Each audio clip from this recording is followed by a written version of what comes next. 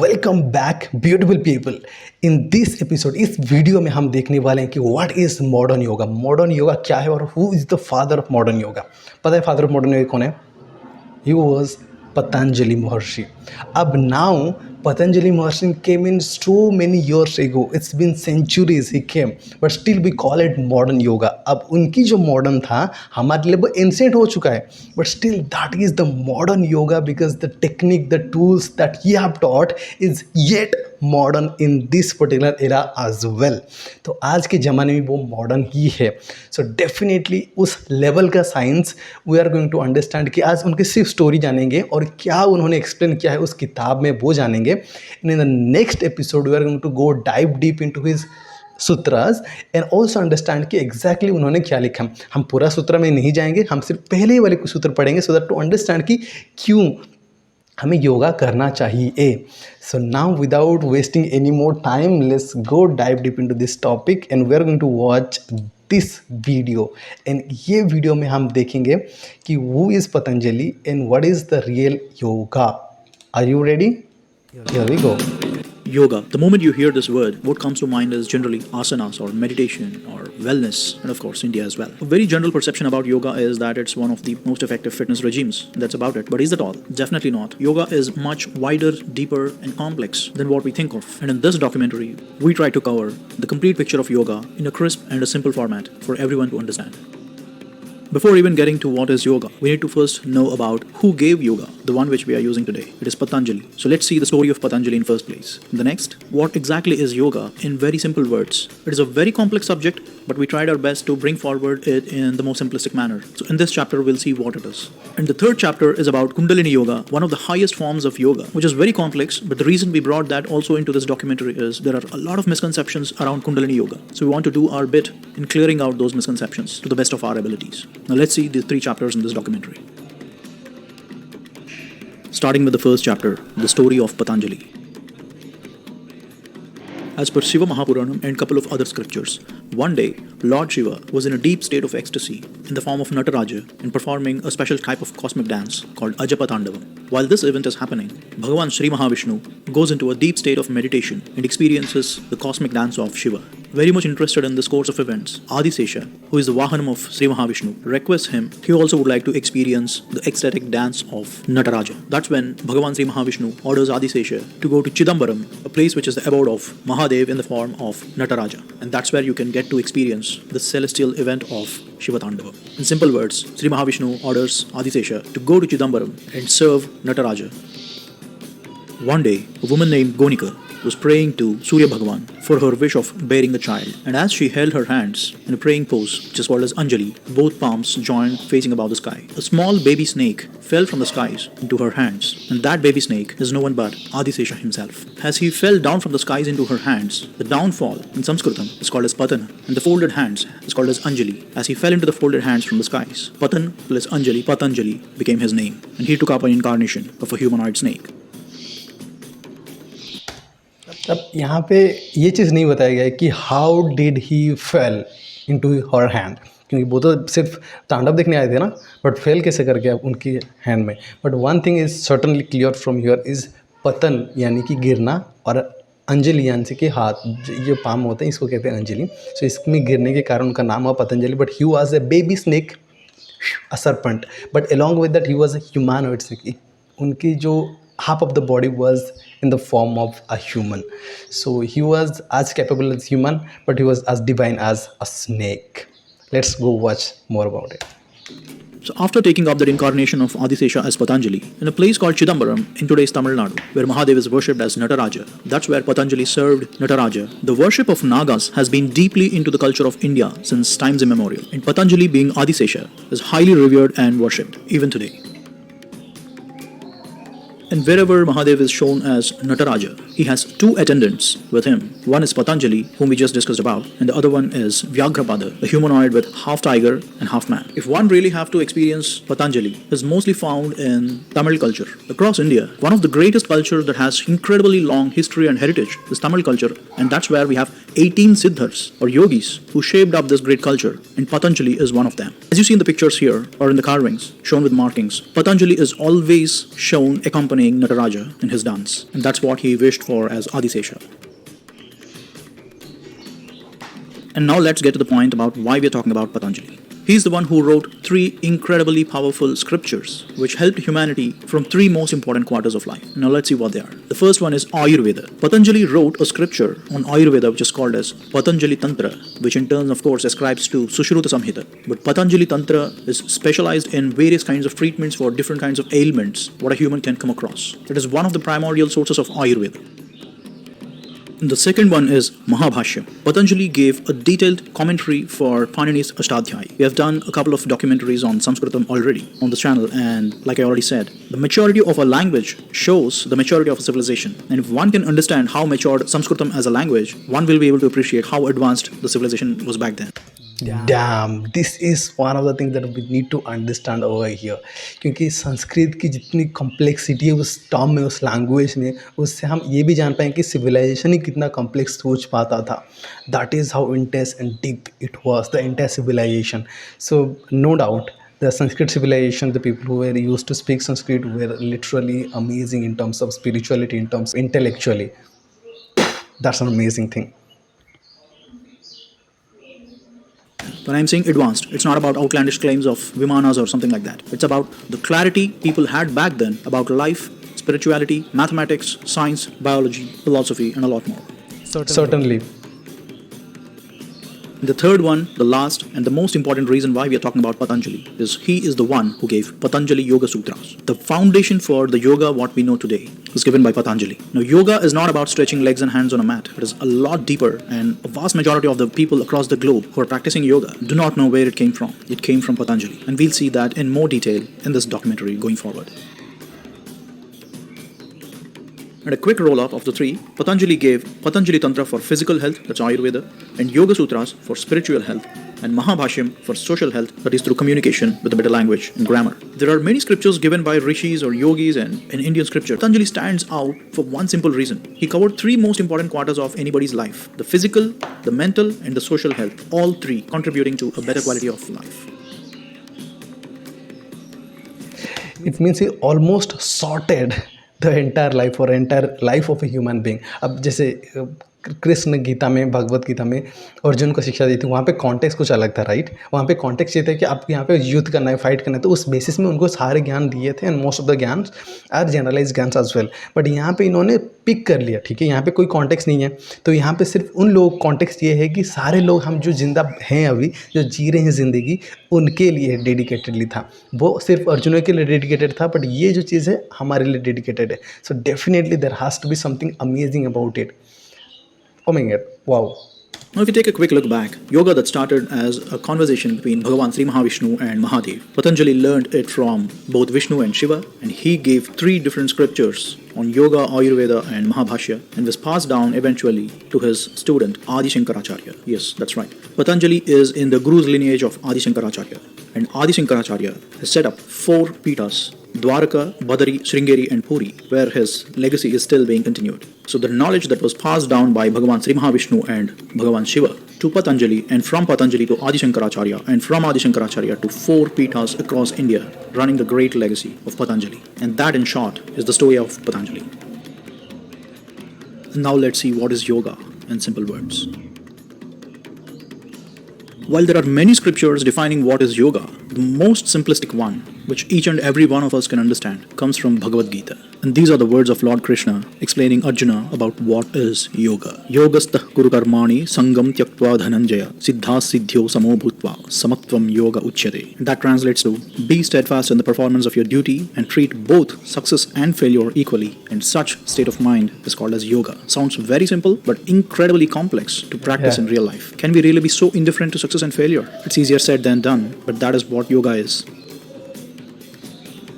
Now that you understood the most simplistic definition about yoga, now let's get to one of the most complex definitions of yoga. This is what Patanjali defines yoga as. Yoga's chitta vritti nirodha. Sounds so simple, but the meaning is so deep. Yoga is a process of restraining chitta from any fluctuations. A very loose translation of this word chitta is mind, but it's actually not mind, it's a state of mind. And we'll see in a minute what it is. let's step out a bit towards the human anatomy. The structure of the brain, as we know, is scientifically classified into 4 different parts, rather 5. So there are 4 lobes, which is called as cerebrum, and 1 lobe called as cerebellum. And these 4 lobes together are frontal lobe, which is responsible for personality characteristics, decision making, movement, and actions like that. And the parietal lobe is more about identifying the objects, interpreting pain, touch in the body. So these are the functions of this part of the brain. Occipital lobe, it controls the vision and the color perception, about your abilities on recognizing the colors. All those are stored in this part of the brain. And the 4th one is temporal lobe, which is mostly the reservoir for short-term memory, hearing, speech, perception of musical rhythm, etc. And the 5th part is cerebellum, which is to coordinate voluntary muscle movements, to maintain the posture, balance of the body, etc. So this is the construct of human brain as we know today. And depending on which state of mind you are, different parts of brain gets activated and the actions are directed accordingly. Now, if we try to understand the same human brain as per Yoga Siddhantam, the anatomy is classified in a different format. Towards the left, what we just saw, the lobes with different functions, the physical classification of the tangible parts of brain, that's how the anatomy is classified. While in Yoga Siddhantam, the human brain is classified into 4 levels. 4 levels of consciousness, or in simple words, 4 different states of mind. So the state of mind defines how the brain behaves. So the first level is manas, and the second level is ahankara or ahankaram, and the third level is buddhi, and the final level is chitta. These are the 4 levels in which human brain could oscillate. And on a lighter note, you should not be comparing these two because the purpose is totally different. The scientific classification is more towards understanding the physical properties of a brain, while Yoga Siddhantam focuses on a holistic approach about how your brain would function in different states of mind. So they are not contesting but complementing each other. It is quite important to understand these 4 levels of brain as per Yoga Siddhantam. So let's briefly see them, starting with the first one, manas. Manas is a state of mind where the sensory perception of pleasure and pain takes the center stage. And in any of your decision makings, such I must add some point over here because ये जो 4 level of mind हैं ये सिर्फ इस basis पे define किए गए हैं जिस बेसिस पे कि आप कुछ चीज़ें परसीव करते हो। आज आप एक सिचुएशन पर आज आप एक सपोज अब एक कोई इंसान पास आउट कर गया या फिर कोई इंसान सपोज देह त्याग कर गया, हम उसको देखते हैं, उसको पेन लेते हैं अंदर, या फिर हमारे साथ कुछ बुरा हो जाता है, हम उसमें कष्ट सहते हैं। ठीक है, ये एक तरह का माइंड सेट है जिसके कारण हम ये पेन सह रहे हैं। There are people who are seeing the similar kind of thing happening to them, but वो लोग एक डिफरेंट तरह का रिएक्शन देते हैं, डिफरेंट तरह का अप्रोच करते हैं। उनकी जो रिस्पॉन्स है या फिर रिस्पॉन्ड जो करते हैं वो अलग तरह का होता है। ये डिपेंडिंग अपन की माइंड के लेवल पर किस स्तर पे उस बेसिस पे एक रिएक्शन आता है। अब अगर मैं बात करूँ मौत के बारे में, तो नॉर्मल ह्यूमन एक फ्लिक आउट कर जाता है किसी इंसान को डेथ करते हुए देख के, बट योगी की बात करें तो योगीज तो डेथ देखते हैं, और उनकी बात करें तो they have the prospective, they have the वो जो आई होता है वो उतना दूर तक वो देख पाते हैं कि कोई इंसान कहाँ पे जी रहा है, मर रहा है, फिर ज़िंदगी के बाद मौत के बाद भी वो देख पाते हैं सारा कुछ। तो उनके लिए मौत उतना ज़्यादा शॉकिंग नहीं है जितना हमारे लिए है। तो उस बेसिस में बात करें तो जो चित्त लेवल पे अगर वो इंसान है तो वो इंसान चीज़ों को एक डिफरेंट तरीके से देखता है। हम जिस लेवल पे हैं हम उस चीज़ों को डिफरेंट तरीके से देखते हैं। So it is nothing but the state of mind कि किस लेवल पे आप हो, और उस बेसिस पे आप चीज़ों को परसीव करते हो और उसी हिसाब से रिस्पॉन्स भी देते हो। So this is how the entire mind is being categorised. इसको हम माइंड भी नहीं कह सकते, शायद कुछ मोर ही होगा इसके ऊपर। Definitely we can to learn about all this things, but still चीज़ें तो हमेशा इंट्रिग ही रहेंगी। kind of a pleasure would be the deciding factor whether you would like to opt for something or not. It depends on the pleasure or pain you derive from doing that specific thing. You take the call whether you want to do it or not. And that is the state of mind called manas. And the second one is ahankaram. Here, it's an egocentric attitude in decision making.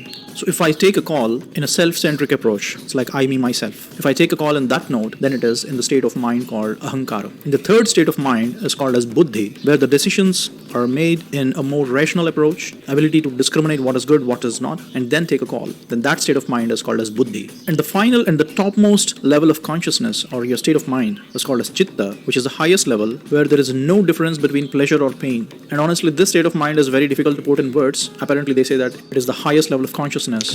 Or in simple words, the most stable state of mind, where you will not be affected by any reason whatsoever, and you are in full control. Your thoughts, emotions, feelings, everything is in full control of yourself, and you will not be distracted by any other means. And that rock steady state of mind is called as chitta.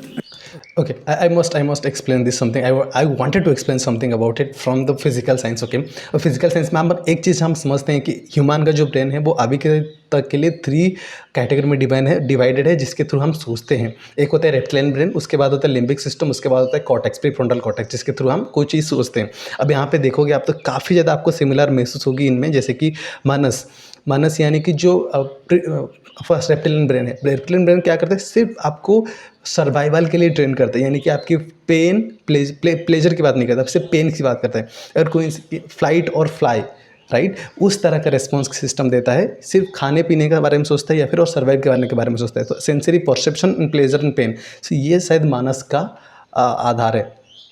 मैं just guess कर रहा हूँ, ठीक है. अब अहंकार हम क्या है, ईगो, एटीट्यूड या फिर फीलिंग्स के बेस पे हम ईगो होते हैं, राइट, और फीलिंग्स के बेस पे हमारे एटीट्यूड आता है या फिर डिसीजन मेकिंग आता है. तो ये होते हैं लिम्बिक सिस्टम के बारे में, जो कि usually influenced through emotions. Limbic system के थ्रू जो भी आप डिसीजन लेते हो, जो भी न्यूरोट्रांसमीटर फ्लो होते हैं, वो अगर लिम्बिक सिस्टम, यूजुअली कुछ न्यूरोट्रांसमीटर लिम्बिक सिस्टम के थ्रू फ्लो होते हैं, जो कि वो कॉर्टेक्स पार्ट को ब्लॉक करते हैं और फिर लिम्बिक सिस्टम के बारे में लिम्बिक सिस्टम के थ्रू आपको सोचने के लिए मजबूर करते हैं. So this is how you think of egos, अहंकार of feelings and emotions and all that, right. In the upper part which is pre frontal cortex है, उसके वो जब सोचते हैं उसके थ्रू जो हम सोचते हैं वो काफ़ी ज़्यादा रैशनल होता है, डिस्क्रिमिनेटरी होता है, और ability of decision making is quite high in that. क्योंकि प्री फ्रंटल कॉर्टेक्स में आप जब सोचते हो, उसके थ्रू जब आप सोचते हो तो आपको प्रोस्पेक्टिव बहुत दूर दिखाई देता है, बहुत लंबा, बट उसका पावर काफ़ी ज़्यादा कम रहता है. यूजुअली हम अगर कोई चीज़ इमोशन के बेसिस पे हो या फिर कोई चीज़ रैशनल हो या फिर कोई चीज़ थॉट के बेसिस पे हो, देन हम अक्सर इमोशन के बेसिस पे चूज़ करते हैं, क्योंकि इमोशनल माइंड बहुत ज़्यादा पावरफुल होता है. और उससे ज़्यादा पावरफुल होता है रेप्टिलियन ब्रेन, जो कि पेन और प्लेजर के थ्रू काम करता है. अगर कोई चीज़ आपको पेन दे रही है, then you will never think of emotion और feelings, you will only think of that pain, and based on that pain you are going to take the decision. So human brain को अगर हम classified करें तो इन चीज़ों को थोड़ा बहुत हम एक्सप्लेन कर सकते हैं उसके थ्रू भी. Reptilian brain, limbic part of the system, and cortex, prefrontal cortex, definitely. और चित्त जो हम बात करें तो डेफिनेटली ये suppose to be somewhere in the mind, through which when you are thinking it comes at the best possible level. अब यहाँ पे एक चीज़ मेंशन क्या है, क्या कॉन्शियसनेस. कॉन्शियसनेस का मतलब होता है being alive in every single instant of time. So उस स्टेट में अगर आप होगे, पॉजिटिव एनर्जी के साथ होगे, देन ऑब्वियसली जो भी आपकी थॉट्स वगैरह होंगी, जो भी आपकी चीज़ें होंगी, everything will be happen in all different level. So that is what maybe chitta, or that's maybe the level of mind through which when you see anything you perceive in the best possible way, and you respond, or you give or you respond in a best possible way. If we reflect the definition of Patanjali, what he's saying is restraining chitta from any kind of fluctuations. That means how can you hold yourself in such kind of a rock steady state of mind where there is no space for neither pleasure nor pain. Holding your brain in that state is called as yoga. Like I said, it's a complex definition. So yoga is a practice where you raise your state of mind from manas to chitta. Once a person realizes the chitta state of mind, then there is no difference between God and man. If a person is in the state of mind of manas, is called as pashu, and his journey all along these 4 levels of brain, reaching out to the highest level, is called as the journey towards Pashupati. A more mystical definition about yoga is a pashu becoming Pashupati is called as yoga. Pashu refers to anybody who is in the state of mind of manas, and Pashupati is anybody who is in the state of mind of chitta. And this is also the reason why there has been a saying of Aham Brahmasmi, which means I myself is the God. It's just that I have to realize it getting into the state of chitta. So that's a more of a mystical definition, but that's what it is. And this is also the यहाँ पे जो शिवोहम भी कहा गया है, यहाँ पे जो लिखा है शिवोहम का मतलब ये होता है आई एम शिव, शिव अहम. इसका मतलब ये होता है अहम ब्रह्मास्मि शिवोहम. So you are not only but considering yourself as the god. reason why in Hinduism it is said that you are responsible for your life, good or bad. Further down, Patanjali explains about a process in which you can attain the highest level of chitta, and he says that it is an 8-step approach: yama, niyama, asana, pranayama, pratyahara, dharana, dhyana, and samadhi. These 8 are considered as the 8 limbs of yoga, or 8 steps towards the highest level of consciousness of human mind, and this is called as Ashtanga Yoga. Let's briefly see the 8 what they are. Starting with the first one, yama. It means having external discipline, and it is 5-fold: being non-violent, truthfulness, not stealing, and not wasting energy, and not being greedy. So this is the very first step in yoga that one has to practice. Strictly follow these 5 guidelines. And the second step is niyama, which means to have internal discipline, and is again fivefold: bodily purification, contentment, spiritual observance, self-study, and devotion. These are the 5 important traits one has to develop to get into the second phase of Ashtanga Yoga, which is niyama. And the third phase is asana. Asana is a posture which you can hold it comfortably and concentrate for a very long time. Now, this is the step which is widely popular across the world, which are the yoga asanas. And as an offshoot from Patanjali's Yoga Sutra, eventually Hatha Yoga, a special branch of yoga, got developed and which has 84 different asanas, which is in practice across the world today. But the foundation of it is given by Patanjali about how an asana needs to be conducted. The main objective of asana is to sit comfortably for a long time in that posture and concentrate deeply on the entity that you would like to meditate. That we'll see in a short while. And the fourth step of Ashtanga Yoga is pranayama. This is also reasonably known across the world. Controlling the motion of exhalation and inhalation flows is called pranayama. And one very important point here with respect to pranayama is it sounds to be so simple and easy task, but it is a very, very complex process. And I'll hold that for a minute because we're going to see something related to pranayama in a short while. Up next, and the fifth step of Ashtanga Yoga is pratyahara. यहाँ पे सिर्फ ये नहीं बता रहे कि इसका मतलब क्या है। यहाँ पे ये देखो जो श्लोक दिया हुआ है, वर्ष दिया हुआ है, पतंजलि का लिखा हुआ श्लोक है ये, और बेस्ड ऑन दैट इन्होंने ये एक्सप्लेन कर रहे हैं। समझ रहे हो बात को, कितना डेप्थ है इसमें। It is a process of withdrawing the senses from their abilities. From this step onwards, it goes into a metaphysical nature. That's what it is. In this step of yoga, it's all about withdrawing the sensory abilities of the sense organs voluntarily. The sixth step is dharana. Dharana is holding the mind onto a particular object of your focus. It could be an entity or an object or a murti of a god, anything that you would like to concentrate and meditate upon. Remember that the choice of the entity is also very crucial. Say for instance, if I am a devotee of Shiva, I could be meditating on a Shivalingam. And the seventh stage is called dhyana. Dhyana is a state of meditation. An unbroken flow of knowledge from that object of meditation is called as dhyana. At this point, unbroken flow of knowledge to that object. An unbroken flow of knowledge to that object. तो ये confusion ये है कि वो knowledge वो object से knowledge आ रहा है या फिर हमसे नॉलेज आ रहा है। तो मैंने जो जितना एक्सपीरियंस किया तो उस बेसिस से मैंने डिफिनेशन दे दिया था शुरुआत में कि in this phase you become so receptive that जो भी नॉलेज है वो ऑटोमेटिकली ग्रास्प हो जाता है, because you become so receptive कि एनर्जीज जो होते हैं आसपास की उससे आप सारी चीज़ आप ग्रास्प कर पाते हो, एक्सपीरियंस कर पाते हो। सो मेरे हिसाब से ये डिफिनेशन समझ पाया था मैं अभी तक, बट एग्जैक्टली ठीक है, हम देखते हैं इसके ऊपर क्या है ये चीज़। The person who is meditating will think of nothing else except the entity about which he or she is meditating. Say for instance, if I'm meditating on a Shivalingam, I think of nothing else but fully just about that Shivalingam. And then that becomes like dharana, right? Dharana also the similar kind of, you're focusing on one entity. Dhyana also you're focusing on one entity. But what I understood is when you focus on, when you do dhyana, because whenever I sit with myself also, there are so many times in which I just go into complete darkness, complete there is nothing, there is just nothing. And there have been some times where I have experienced the flip of time like this. So I remember in the beginning when I started doing the meditations, I just didn't like it, do it. But over the time when I try to do it, there have been times I just didn't like to do so many things. I just felt like sitting, मुझे बस बैठने का मन कर रहा था. So मैं just बैठता रहा. But there was a situation where I just sat and poof, 30 minutes gone. सो ऐसा महसूस होता था. मेरे को लगता था बस 5-10 मिनट हुए हैं, बट 30 मिनट्स तक पास हो जाते थे. So that is what I felt as dhyan. But in those situation what used to happen with me was कि there was a blankness in front of my eyes. I was just seeing that blankness. और मुझे ऐसे महसूस होता था कि ये मेरा शरीर है, बट आई एम सीइंग माई शरीर फ्रॉम इनसाइड.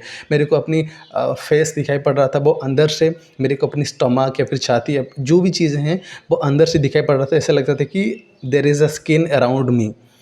ये महसूस होता था when I was doing the dhyan और I was just sitting in silent. So मेरे हिसाब से बहुत ध्यान होना चाहिए था और ये भी ध्यान होगा, but nobody knows the exact definition unless there is an enlightened person और there is a person who is a real guru. So definitely we are going to buy this definition as well. But let's move on with the video. That state is dhyana. And this state is very powerful because this state of dhyana is the foundation for Buddhism, which originated eventually from Hinduism, and it is called as Zen as it went eastward. Dhyana became Zen.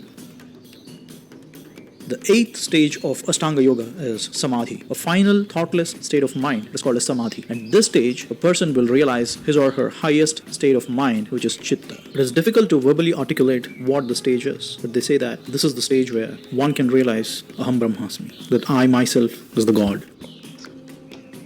Or Back in the year 1961, a French cardiologist conducted a research in India about voluntary control of heart with yoga. A lot of experiments were done on 4 to 5 highly proficient yoga gurus who can stop their heart, yes, you heard it right, who can voluntarily stop their heart to almost a steady state during the deep state of yoga. Sri Tirumala Krishnamacharya, yoga guru who is highly revered, who practiced yoga for his lifetime. So a research was conducted on Sri Tirumala Krishnamacharya along with 4 other yoga gurus, where they could stop their heart. You can see the ECG or the electrocardiogram reports here. The one which is highlighted is in a deep state of yoga of Sri Tirumala Krishnamacharya, where he took control of his own heart and he slowed it down, not with an intention to slow down, but when he enters that highest level of state of mind, which is Chitta, with a strong practice of pranayama, even the involuntary functions of the body can be brought into control. And anyone who meditates at that state, like I said, will be in the rock solid state of mind and body as well. A person taking control of involuntary functions of a body might go against the current laws of modern medicine, but that's the limitation of modern medicine, where yoga goes much beyond that. It is just that we haven't discovered fully the potential of yoga. And this research paper details about how the yogis in India back then took complete control of their body, including the involuntary functions. This is the power of pranayama. And Hatha Yoga says that if pranayama is done in a right way, it will cure many bodily ailments. And if it is not done properly, it will bring all kinds of new ailments. So that is the reason yoga should always be administered under a supervision of a guru. Yes. Now the Ashtanga Yoga which we saw just now, the 8 steps, the journey from Pashu to Pashupati via the 4 levels of mind. It all might sound a bit abstractive or difficult to follow, but that's what it is. It's not so easy. It takes a lifetime of practice. And at the highest state, just like how we saw, the human body responds into a totally different direction, beyond the understanding of modern science. In my opinion, the true potential of yoga is not really discovered by the current generation. Hope we will understand it in the years to come. As the Ashtanga Yoga is very complex to understand, that is the reason I pulled up the most simplistic definition about yoga from Bhagavad Gita. We do our duty and stay indifferent to success or failure. And that is yoga, the most simplistic form of yoga which each of us can practice. Now let's get to the third and the last chapter, Kundalini Yoga. A lot of commercialization, misconceptions and misunderstandings are entangled with Kundalini Yoga, especially the chakras. It is very loosely used, and of late there have been a lot of commercialization with respect to Kundalini Yoga, and we want to just do our bit to clarify what exactly is Kundalini Yoga. As I just mentioned, yoga is a journey of a man or a woman from a state of Pashu to becoming to the state of a Pashupati. And this journey is called as yoga. And there are multiple paths one can choose in this journey. There is Bhakti Yoga, Jnana Yoga, Karma Yoga, Sankhya Yoga, and there is Kundalini Yoga. Kundalini Yoga is considered as the most powerful formats of yoga and also a very, very risky procedure to attain the Chitta state of mind. Now let's take a look again at the human anatomy. As we all know, human brain is the governing authority for the entire human body, and we have the nervous system, muscular system and the skeletal system in the operational hierarchy. The brain governs all these 3 systems top down. That's the basic of human anatomy as we all know. As we saw the anatomy as per Yoga Siddhantam, where there are 4 states of mind rather than physical classification. Same way, the human body as per Yoga Siddhantam is classified into nadi. A nadi is an energy channel that flows right from the brain up until the end point where the intended action is performed. A nadi is a transversal flow of energy which cuts through nervous system, muscular system and the skeletal system, which again in turn is governed by the brain. Let's take an example. Do as I say. Lift the little finger of your right hand. Now the moment you heard my words, your brain understands that I'm asking you to lift the little finger of your right hand. It understands that what is right hand and what is the little finger in the right hand and sends a signal from your brain to the little finger which you wish to lift, and that's how the action is performed. Now as per human anatomy, this entire process goes through your nervous system, muscular system and the skeletal system because of a signal that was fired from the brain to lift the finger. Yes. Now this entire flow of energy right from your brain up until your little finger of right hand could be called as one nadi. So as per Yoga Siddhantam, instead of classifying them independently, Yoga Siddhantam classifies the entire human body in forms of nadis, and there are 72,000 of such energy channels in human body. Again, like I said, It is not a comparison between the human anatomy as we know today versus Yoga Siddhantam. They again complement each other. They do not contradict. Just that Yes, and this is not nervous system only. Okay, generally when we say nadi system, it's like a flow in, like, it's just spread in our body like nervous system, but this is not nervous systems. That is what I must say over there. the nadis are not practically visible but are a logical classification about how the energy flows right from your brain to different parts of your body. Now that we have a brief understanding about nadis, which is the energy flow, coming to the Kundalini Yoga, it is all about how we channelize this energy flow in human body towards the brain to realize the chitta state of mind. And to realize the chitta state of mind, the brain needs to be pumped up with a lot of energy. And how you concentrate the entire energy in your body and pump it up towards your brain to realize that chitta state of mind is called as Kundalini Yoga in very, very simple words. If this feels a bit abstractive in nature, then I would again reflect back to the research that was conducted about how voluntarily you can take control of your heart and other involuntary functions in your body. Just that we don't have that enough understanding and maturity. When I'm saying we, it's you and me together. We don't have that enough understanding about what is the true potential of yoga. And Kundalini Yoga is about one such state of yoga where a person can master the art of controlling the energy flow in his or her own body. And this is the reason why Kundalini Yoga is considered as a very, very dangerous practice, and absolutely it is not recommended for anyone. Kundalini Yoga is not something that we pay a fee and learn from somebody from a yoga institute or something. That is absolutely nonsense. A guru who has mastered the art of Kundalini Yoga, in first place, he or she will never teach it for money or any materialistic things. And second thing, Kundalini Yoga is not taught to everyone who asks for it. The guru will assess whether a person is fit to learn Kundalini Yoga, both physically and mentally. And there was one experience of Sadhguru himself. He was talking about it. So one day there was a guy who came to him and he wanted to wake his kundalini. तो वो उनको कुंडलिनी जगाना था. वो आए सदगुरु को बोले कि hey, I'm trying to do this and do all that stuff. Because वो इसलिए try कर रहे थे because he read one book somewhere कि this is how you wake up your kundalini. तो उन्होंने एक गड्ढा खोदा, एक पीट खोदा, उसके अंदर घुस गए, उधर से वो मेडिसिन कर रहे थे. And when Sadhguru went to that pit, when Sadhguru went to that particular place, Sadhguru just realized कि this person just was killing himself.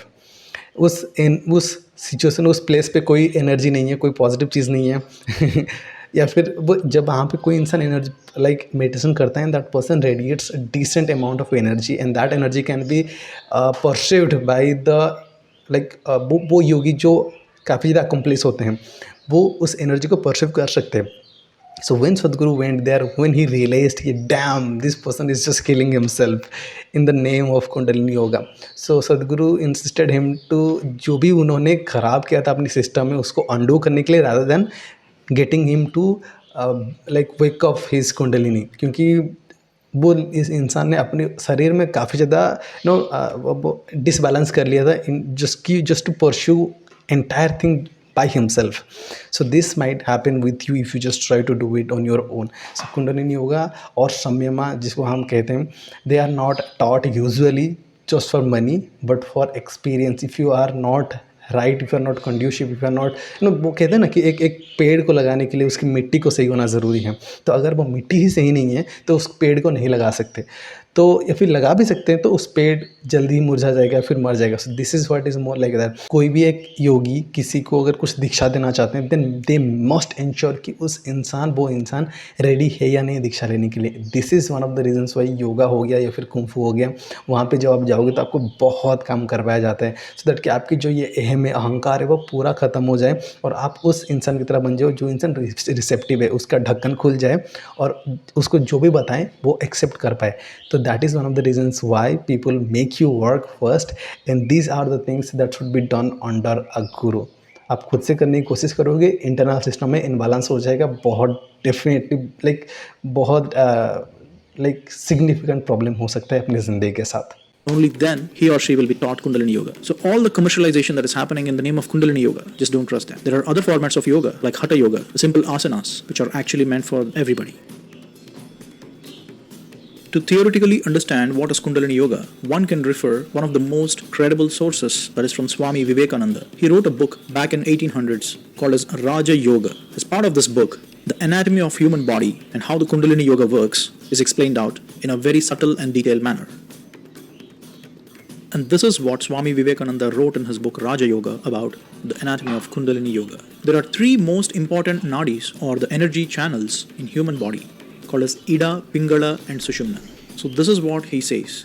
If you take the cross section of a human spine, which is in the shape of a butterfly or an 8, the right column is called as Ida and the left column is Pingala.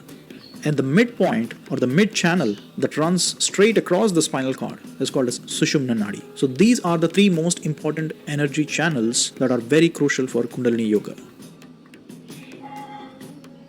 In every human body, right at the bottom where the spinal cord hits the pelvis, that is where a corpus energy, a reservoir of energy, is concentrated and lies dormant. And this reservoir of energy symbolizes Adi Shakti, the sacred feminine energy, and is called as Kundalini, and is metaphorically represented as a coiled snake. The energy present in any living thing is considered and revered as the manifestation of Adi Shakti herself. And pumping up this corpus energy from your pelvis through the spinal cord of Ida, Pingala and Sushumna nadis up until the brain to eventually push it from Manas state to Chitta state. This entire process is called as Kundalini Yoga.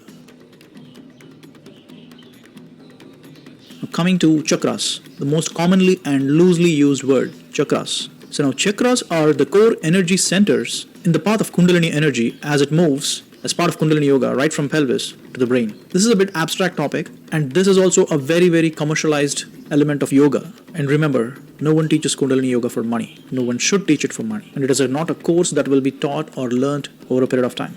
It takes a lifetime to just understand Kundalini Yoga, let alone practicing and mastering it. The most mystical definition about Kundalini Yoga is the unification of Shiva and Shakti in a human body. That is the ultimate state what anyone can realize once he or she gets to the epitome of Kundalini Yoga. So wrapping it up all, it was Patanjali who gave the Patanjali Yoga Sutras, which is one of the foundational texts for yoga. And then we have Bhagavan Sri Krishna who gave Bhagavad Gita, which is also a foundational text for yoga. And then we have Yajnavalkya Maharishi who gave Yoga Yajnavalkyam, which is another primordial text for yoga. And then we have Vasistha Maharshi who gave Yoga Vasistham, which also talks about yoga at great detail.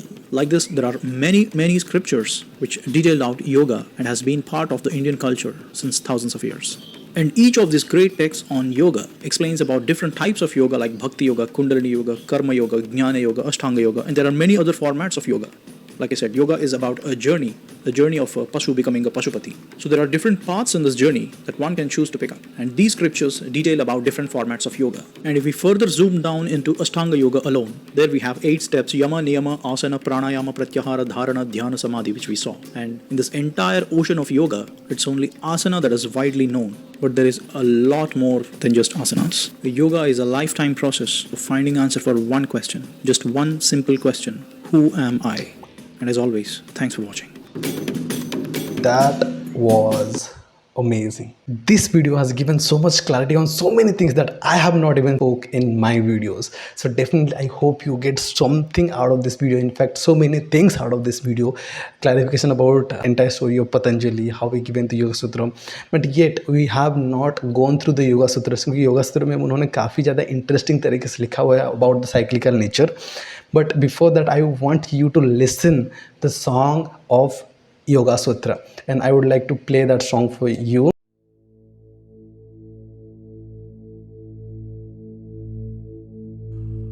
Of all the things in the world, of all the things that a human being can do, why yoga?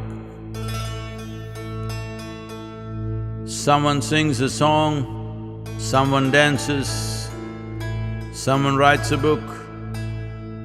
Everything that you do, everything that you say, everything that comes out of you is essentially an expression of who you are. Yoga, in that way, is diametrically opposite. It is not an expression, it is a method, it is a means, it is a technology through which you can change the very shape of who you really are, changing the very fundamentals of one's existence.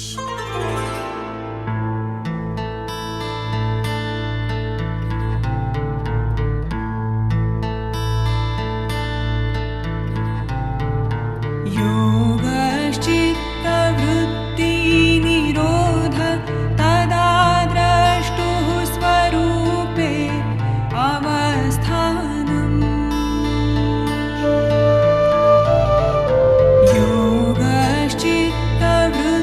योगश्चित्तवृत्तिनिरोध तदा द्रष्टुः स्वरूपे अवस्थानम्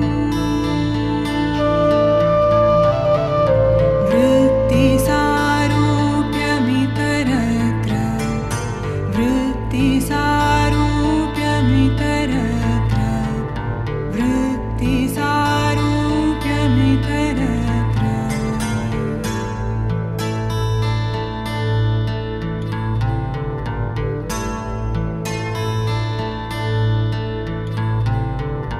वृत्तयः पञ्चतयः क्लिष्टाक्लिष्टः प्रमाण विपर्यय विकल्पनिद्रा स्मृतयः प्रमाण विपर्यय विकल्पनिद्रा स्मृतयः Patanjali's Yoga Sutras start in a strange way. And now, yoga, with half a sentence. Such a great document on life starts with half a sentence. If you still believe with money everything will be okay, if you still believe with a new house or a car everything will be okay, if you still believe by getting married or unmarried everything will be okay, it is not yet time for yoga. You have seen all this and you know it does not really transform you. This realization that all this activity can give us opportunities to find different sort of expressions to who we are, but they are not tools for transformation. And now, yoga. प्रत्यक्षानुमानागमाः प्रमाणानि प्रत्यक्ष अनुमानागमाः प्रमाणानि विपर्ययः मिथ्याज्ञानम् अतद्रूपप्रतिष्ठम्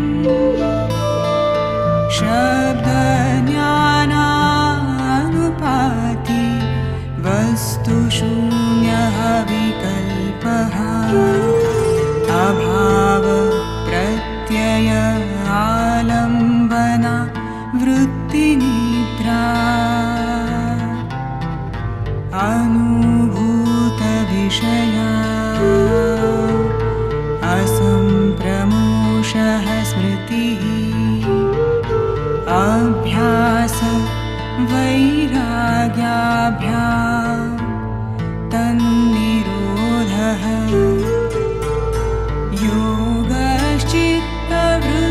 योगश्चित्तवृत्तिनिरोध तदा द्रष्टुः स्वरूपे अवस्थानम्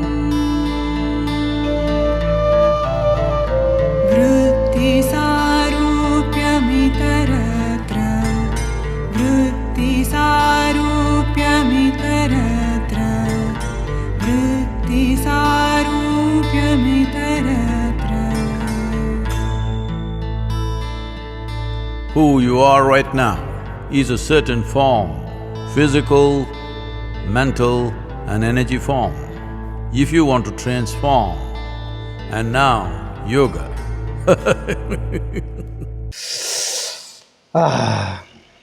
Seems like, right? Yoga is something way more deeper than that we just thought as yoga.